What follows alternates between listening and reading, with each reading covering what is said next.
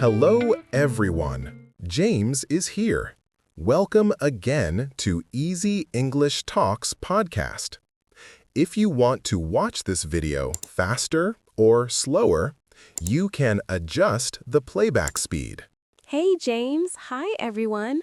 I'm so excited about today's topic because it's something I think many English learners really want to know: how to train your brain to think and speak in English. Exactly.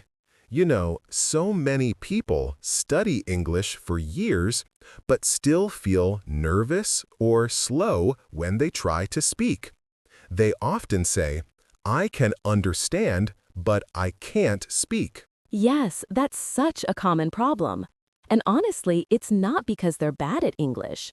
It's because their brain is not yet used to thinking in English. Right.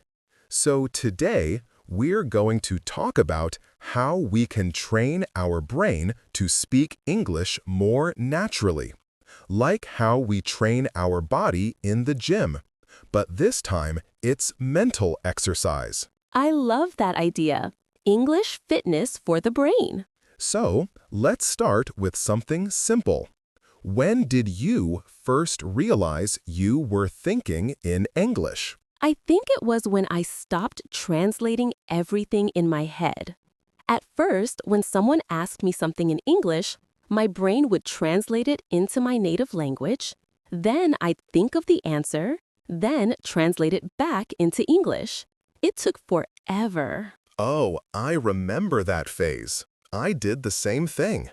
It's like running a marathon just to say a sentence. But over time, I started training my brain to skip that translation step. For example, when I learned the word hungry, I didn't try to memorize the translation. I just connected it directly to the feeling of being hungry. That's a great point. So, you created a mental connection between the English word and the meaning, not between English and your native language. Exactly. That's one of the best brain training habits you can build.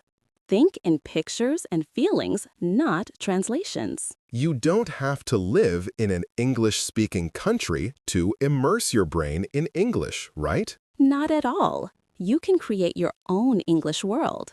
For example, I changed the language on my phone to English. At first, I made so many mistakes, but I got used to it. Now, I can't even imagine using my phone in another language. That's brilliant. I remember doing something similar with YouTube and podcasts. I only watched or listened to English content for a few months. It was hard at first, but my ears started to get comfortable with the rhythm and sound of English. Yes, it's like your brain slowly adjusts. At first, it's noise. Then, after some time, it becomes familiar.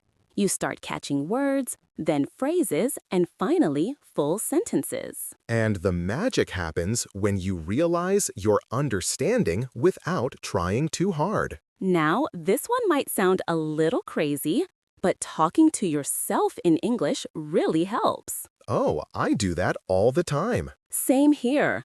For example, when I'm cooking, I say things like, "Okay, I need to chop the onions," or "This sauce needs more salt." That's actually genius. You're narrating your life in English. It keeps your brain active and helps you think in English without pressure. Exactly. It's like training your brain to react in English. And the best part, no one judges you. Right. It's private practice, totally safe. You can even imagine conversations, like what you'd say at a restaurant or in a meeting. I used to practice what I'd say if I met an English speaker. I'd imagine, "Hi, nice to meet you. Where are you from?" When it finally happened in real life, my brain was ready. Another great technique is learning in chunks, not single words. Yes, that's such a powerful trick. When you learn a chunk like, "I'm not sure about that," or "What do you mean?" you're learning natural patterns. Exactly. Native speakers don't build sentences word by word. They use these ready-made phrases. So when you memorize chunks, your brain starts to use English more fluently and naturally. It's like having pre-recorded sentences in your brain. You just play them when needed. And it helps with grammar too. You don't have to think about rules. The correct grammar comes automatically with the chunk. Another thing people don't talk about enough is emotion. Oh, yes. When you connect emotions with English, your brain remembers faster. For example, I still remember the first English song that made me cry. It was Fix You by Coldplay. I didn't understand every word at first, but the emotion helped me remember the lyrics. That's beautiful. I had a similar experience with movies. Watching emotional scenes made the language stick. I remember certain quotes for years because they made me feel something. That's the secret. Your brain keeps what it finds meaningful. So learners should choose English materials that make them feel. Laughter, sadness, inspiration, anything. Let's be honest, nobody likes making mistakes. True, but mistakes are brain training too. Each time you make a mistake and correct it, your brain builds a stronger memory. It's like lifting heavier weights in the gym. I used to be so scared to speak because I didn't want to sound stupid. But when I finally started speaking, I realized no one really cares.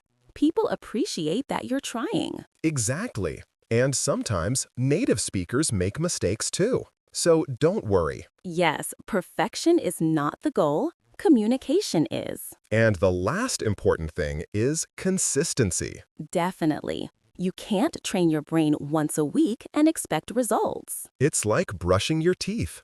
You do it every day, not just before going to the dentist. Even 10 or 15 minutes of English every day is enough if you do it consistently. Yes, and mixing different activities helps. One day you listen, one day you speak, one day you write. That keeps your brain flexible. Totally agree. It's about habits, not hours. So, train your brain by immersing yourself in English, talking to yourself, learning in chunks, connecting emotions, accepting mistakes, and staying consistently. Your brain is amazing. You just have to give it the right practice. And remember, it's not about being perfect. It's about progress. Every little step counts. Exactly. So start today, even if it's just one English thought in your head. That's a great challenge for our listeners. Think one thought in English every morning. Yes, and maybe say it out loud too. Your brain will thank you. Absolutely. All right, everyone, that's all for today's episode. Don't forget to subscribe and share the video with your friends. Bye and see you next time. Bye-bye.